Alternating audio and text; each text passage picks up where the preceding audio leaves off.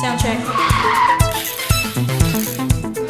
Before I tell you what I recommend, let me say that when it comes to whether you should practice your singing with headphones or not, I recognise there is some room for personal preference on this one. Plainly, some people prefer to practice their singing while wearing headphones. So, with preferences acknowledged, let me now tell you what I recommend to all my students. Don't. When practicing your singing, I do not recommend doing so with headphones, and this includes in-ear, over the ear, or on the ear. I know, I'm a killjoy, but hear me out. When we practice our singing, and this includes both warm-ups and technical workouts, if you don't know the difference between the two, then click here. When practicing singing, it is of the utmost importance that you hear yourself clearly, with the operative word being clearly.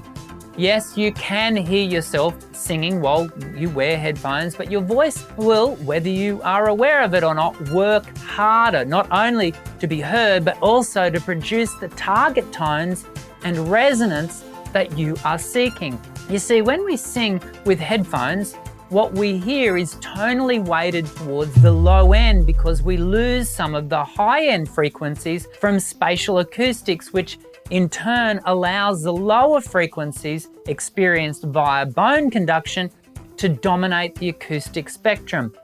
Ultimately, this all adds up to an imbalance in what we are hearing. Not good when our practice should be focused on developing tone as well as pitch. But what about singers who use in-ear monitors for live performances or tracking vocals in a studio?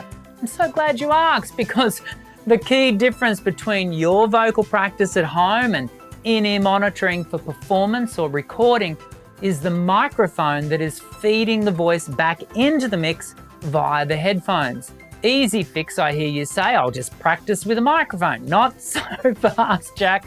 While I do advocate, where possible, for singers to practice their songs on a microphone, I do not recommend you practice your technique with one.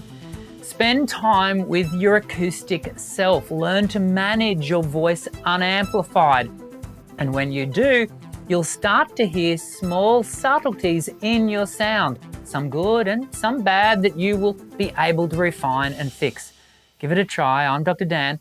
Sing well.